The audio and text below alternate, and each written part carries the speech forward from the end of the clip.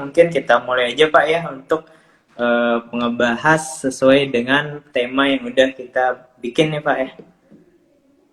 Oke, oke. Silakan Mas Ferry. Oke ya. Jadi buat sobat IDX NTB ini kita bareng eh, dari komunitas saham rakyat. Nah, nanti teman-teman lebih jelasnya bakal dijelasin bersama edukator dari saham rakyat. Oke Pak, nih kita mulai aja nih mungkin untuk yang pertama buat Sobat IDX NTB yang belum kenal nih Pak, saham rakyat itu apa dan juga komunitasnya seperti apa ataukah semacam punya aplikasi atau seperti apa Pak? Oke, terima kasih Mas Ferry. Pertama-tama teman-teman sekalian perkenalkan ya, namaku Bidi Halomuan. Aku adalah edukator dari saham rakyat. Nah, kalau misalnya saham rakyat sendiri itu adalah aplikasi trading saham nih, teman-teman ya. Nah, kita itu sebenarnya itu awalnya itu kita mulai dari sebuah komunitas tuh awalnya ya. Jadi pada tahun 2020 itu apa namanya CEO kita yaitu Pak Kevin Hendrawan beserta juga dengan kawannya Pak Kaisang Pangarep. Mereka itu membuat sebuah komunitas yang dimana itu adalah orang-orang yang berisi orang-orang yang tertarik gitu pada saham itu sendiri gitu ya. Dan itu pun juga pada waktu kalau misalnya kita ingat itu pada waktu masa-masa pandemi mungkin banyak orang kehilangan pekerjaannya justru malah mereka itu ingin untuk cari cuan di saham gitu kan ya. Nah, jadi seiring berjalannya waktu itu, mereka nanya nih, kalau misalnya analisa-analisanya ada di dalam komunitas ini, kenapa kita belinya itu nggak bisa langsung gitu ya? Nah, jadi maksud terpikirlah bahwa oh ya udah kalau gitu kita bikin aplikasi aja nih untuk kita nanti bisa mensupport kawan-kawan ini ataupun setiap lapisan masyarakat yang ingin untuk belajar tentang saham itu nanti bisa menggunakan aplikasi kita gitu untuk nantinya aplikasinya kita buat semudah mungkin, sesimpel mungkin untuk mungkin orang-orang yang awam apa namanya yang belum mengerti saham gitu. Mungkin seperti kayak kalangan ibu-ibu ataupun kalangan-kalangan apa mas-mas Gojek gitu ataupun juga orang-orang itu dari setiap lapisan masyarakat itu dapat mempergunakan aplikasi kita dengan mudah. Nah, seperti sih aku kira nih kalau misalnya untuk saham rakyatnya gitu. Dan juga mungkin di aplikasi kita nanti kalau misalnya kawan-kawan mau coba, itu mungkin kita ada rekomendasi-rekomendasi saham yang kawan-kawan bisa ikutin gitu. Seperti itu sih. Oke, iya Pak. Jadi Sobat Adik NTB ini udah kenal nih dari 2020 sempat Iya. juga dibentuk sama Mas Kaisang ya Pak berarti ya. Iya, betul. Oke, Tapi jadi sekarang itu uh, ya ya Pak, ya gimana? Lanjut. uh, se- sekarang itu Mas Kaisang itu sebagai brand ambassador kami gitu.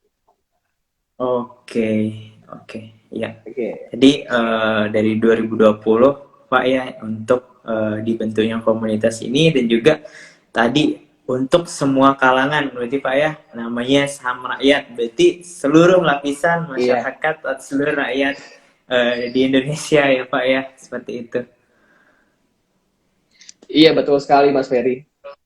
Iya. Nah, jadi nih di tema kita pada siang hari ini menarik sih Pak, teman-teman sobat IDX NTB mungkin udah pada nungguin nih dari dulu terkait dengan cara menciptakan dalam tanda kutip ya teman-teman pabrik uang dari saham seperti itu. Karena nih Waduh. sobat IDX NTB Baik-baik. kalau ngelihat postingan dari Saham Rakyat tuh ada tuh yang pabrik uangnya Rudi Salim misal Pak ya. Di situ postingan itu sangat sangat sangat menarik sih bisa dibilang Pak. Nah, di sini mungkin Iya, betul. teman-teman IDX NTB bertanya nih Pak, pabrik uang dalam tanda kutip itu diartikan seperti apa sih Pak? Oh iya, apa namanya? Mungkin aku coba jawab gitu ya. Jadi kalau misalnya memang kan apa namanya? Kalau misal kita hidup itu kan mungkin memang harus bekerja kan ya. Tetapi mungkin di samping bekerja itu kita juga bisa loh sebenarnya itu kita menghasilkan pundi-pundi uang kita dari aset lainnya gitu atau dari apa hal-hal lainnya yang kita bisa lakukan gitu ya. Nah, jadi kalau misal pabrik uang di sini sendiri itu adalah bagaimana caranya itu aset-aset yang kita miliki itu bisa memberikan keuntungan atau memberikan profit bagi diri kita dan gitu. Nah, jadi itu apa namanya? Kalau misalnya kita memiliki sebuah aset gitu ya, dan itu asetnya itu bisa bertumbuh, bertumbuhnya itu kita bisa katakanlah, misalnya aset saham gitu kan ya. Dan itu pastinya apa namanya akan bertumbuh dan juga keuntungannya itu dapat juga memberikan keuntungan yang baik kepada kita gitu. Untuk kedepannya bisa kita pakai untuk hal-hal yang baik gitu. Begitu juga kalau misalnya kita, misal pabrik uang kita nih, misalnya kita berinvestasi pada aset-aset saham gitu kan ya, pasti kan kita kan juga apa mendapatkan keuntungan secara dividen kan ya. Jadi kita secara nggak langsung kita bisa mendapatkan passive income gitu kan ya. Nah, jadi maksud passive income itu bisa kita dapatkan mungkin setiap tahun ataupun mungkin nanti setiap perusahaan-perusahaan itu bagi dividen interim. Nah, itu kita bisa nikmatin tuh keuntungan-keuntungan dari passive income itu gitu ya. Nah, dan juga apa namanya kalau misalnya yang kerennya nih yang dibilang sama Warren Buffett nih ya. Ya. Jadi kalau misalnya kamu nggak bisa menghasilkan uang waktu kamu tidur, ya mungkin kamu akan bekerja seumur hidupmu. Nah, gitu. Nah, jadi itu pabrik uang itu tuh kita tuh bisa ciptakan loh, gitu sebenarnya. Nah, salah satunya itu adalah kita dengan berinvestasi saham. Seperti itu sih menurut aku. Gitu. Oke, menarik ya Pak ya terkait dengan pabrik uang Iya, ini.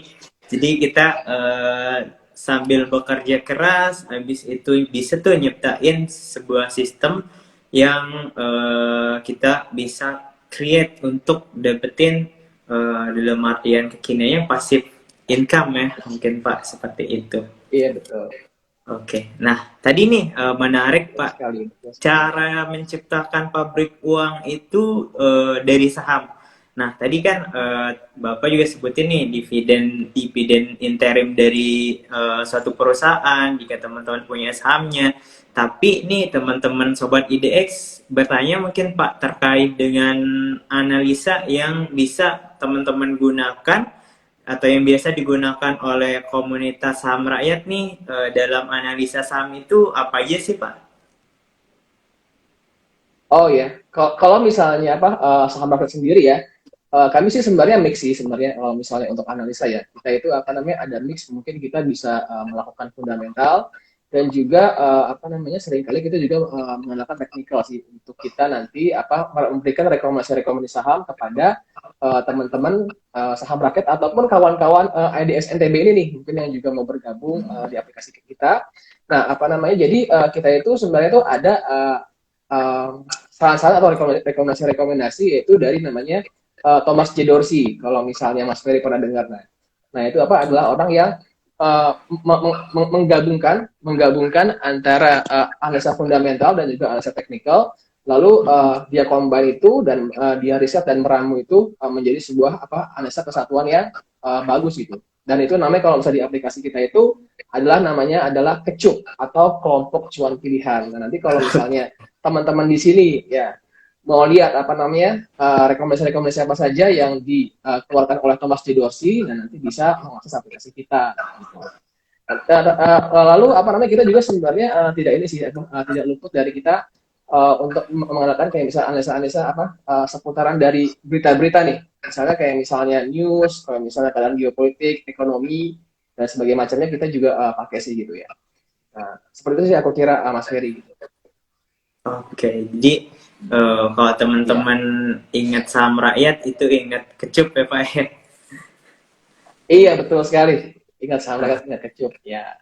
Iya Pak, jadi bagi sobat edX NTB yang pengen belajar dan segala macamnya itu ingat aja nanti di sini bisa kontak DM ya di saham rakyat. Nah, tapi sebelum itu Oh iya. masih banyak nih pertanyaan dari teman-teman nih Pak terkait dengan Oke. manajemen portofolio mungkin nih. Manajemen portofolio dalam artian kan tadi teman-teman udah create nih, dia pilih instrumennya saham Pak. Nah, setelah itu Ya. cara untuk mengatur atau cara manajemen portofolio saham teman-teman itu agar bisa menciptakan pabrik uang yang tadi Pak, itu caranya gimana Pak? Oh iya iya, oke nih menarik sekali nih Mas Ferry gitu ya. Nah, jadi memang kalau misalnya kita mau bicara tentang menghasilkan pabrik uang gitu, teman-teman di sini juga jangan lupa bahwa kita tuh harus belajar juga apa dengan tekun lah supaya nanti kan kita kan bisa nanti kita belajar nanti analisa-analisa kita menjadi sebuah acuan nih yang baik untuk kita untuk mengambil keputusan kan atau lagi apalagi kita dapat nantinya untuk menentukan portofolio kita gitu ya. Nah, kalau misal dari kami sendiri, kami itu sebenarnya menyarankan untuk kita itu melakukan diversifikasi portofolio sih mas, seperti apa namanya apa yang kami bawakan gitu ya. Nah jadi kalau misalnya diversifikasi portofolio itu adalah kan sebenarnya kan kalau misalnya yang sudah sering didengar gitu ya, jangan taruh telur Anda di dalam satu keranjang gitu kan ya. Nah, jadi kita harus bisa-misakan portofolio kita gitu. Kalau misal dari aku sendiri nih, dari saham market sendiri gitu, nah itu kita tuh biasanya tuh menyarankan bahwa kita itu pilih 3 saham, yaitu kalau misal kita punya 5 pilihan kita ingin memilih saham, pilihlah 3-nya itu adalah saham-saham yang blue chip. Nah, jadi kalau misalnya saham-saham blue chip itu kan, misalnya nih sektor yang terkenal itu kan adalah banking kan ya, nah, kan ya, dari misalnya sektor banking. Nah, dari sektor banking itu pilihan yang blue chip itu, nah itu kita bisa mengharapkan tuh dividen gitu, dividen dan juga capital gain mungkin di hari-hari yang cukup panjang gitu. Kalau misalnya di saham-saham blue chip gitu kan ya. Nah, nanti kalau misalnya 2 lagi, nanti kita bisa nih bereksperimen mungkin di saham-saham yang mungkin ada resikonya sedikit, tetapi potensial upside-nya itu kita bisa nikmati juga, nah gitu kan ya. Nah jadi itu sambil menjaga portofolio kita tetap aman gitu. Contohnya misalnya apa? Nah contoh misalnya satu saham lagi itu kita masukin ke sektor apa nih yang sedang bagus nih sekarang. Misalnya batu bara lah kan, misalnya batu bara nih yang apa yang sedang lumayan bagus nih kan. Baru setelah itu kita masukin lagi satunya itu ke sektor yang basic misalnya basic industri gitu kan yang lagi perform. Nah seperti itu. Nah jadi portofolio kita itu bisa terjaga gitu. Apa kalau misalnya untuk kedepannya nanti suatu waktu kalau misalnya turun, maka kita masih tetap bisa mendapatkan keuntungan gitu dari saham. Seperti itu sih mas. Oke, jadi sangat detail sekali nih dijelasin sama Bapak terkait dengan apa namanya tadi sektor-sektornya, kemudian juga Portofolio. ya portofolio, diversifikasi, Betul, itu betul. teman-teman jangan lupain ya untuk jangan taruh satu telur di kata Warren Buffett gitu Pak ya, jangan taruh satu telur di. Jangan taruh semua telur Anda di dalam satu keranjang. Oke ya, benar-benar jangan taruh Iya, semua telur oke, aja betul. ada di satu wadah kayak gitu. Nah, mungkin nih Pak agak melenceng sedikit dari materi kita pada siang hari ini terkait dengan tadi kan teman-teman itu di sini baca berita nih yang paling hangat, paling aktual itu G20 Pak ya. Nah, itu Oke, teman-teman G20. kalau ngebaca berita setiap hari, setiap pagi, pasti itu beritanya Pak.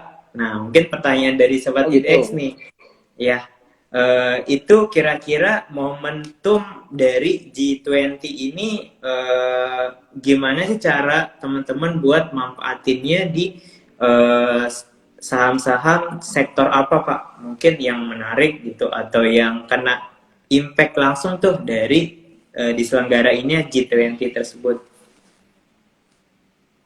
Nah, oke, apa namanya kalau misalnya di G20 itu kan apa namanya sebenarnya kan Indonesia itu kan ini ya apa kita bahwa Bank Dunia itu Indonesia yang cukup solid kan ya ke depannya gitu kan ya. Jadi kalau misalnya di tengah apa resesi global ini apa namanya kita itu adalah satu-satunya negara berkembang mungkin di Asia Tenggara itu yang masih pertumbuhan ekonomi itu masih cukup bagus nih, sekitar 5,1% gitu kan ya. Nah, jadi momentum G20 ini tuh sebenarnya sangat bagus kan ya. Jadi kalau misalnya apa namanya Pak Jokowi dan pemerintah itu ke depannya itu sedang menggalak-galakan nih untuk percepatan dan juga pertumbuhan untuk mobil listrik dan juga motor listrik nih kan gitu kan ya. Nah, jadi kalau misalnya momentum ini, kalau misalnya pemerintah ini sudah support gitu kan kepada nanti emiten-emiten yang membuat ekosistem dari mobil listrik dan juga motor listrik itu, kemungkinan emiten-emiten itu juga nantinya akan berdampak dengan sangat bagus ke depannya gitu. Jadi kalau misalnya teman-teman di sini momentum G20 ini bisa melihat atau mencermati emiten-emiten kira-kira kalau misalnya yang disupport sama pemerintah untuk membuat mobil listrik atau motor listrik ke depannya itu apa ya gitu kan ya. Nanti teman-teman bisa cari. Nah, mudah-mudahan saja event tersebut dapat memberikan keuntungan kepada teman-teman. Seperti itu sih, menurut aku gitu. Oke, jadi Sobat DDX NTB dapat insight baru nih Pak terkait dengan create momentum yang sedang terjadi. Kebetulan di G20 di Bali Pak ya, dekat lah dengan Lombok Iya, kami betul. di sini Pak. Oh iya, Ya, betul betul sekali, ya. betul sekali. Iya.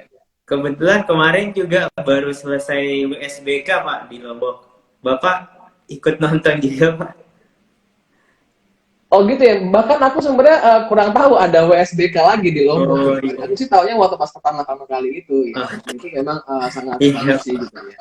Sangat bagus Iya gitu ya. Pak, kebetulan hari Minggu kemarin day terakhir ya dari WSBK 2022 buat sobat dari Saham Rakyat nih. Mungkin ada yang pada mau join, tahun depan masih ada lagi. Sila jangan lupa Oh berkunjung iya ke iya oke. kantor kami juga di IDX NTB. Kalau teman-teman join datang ke Lombok nantinya.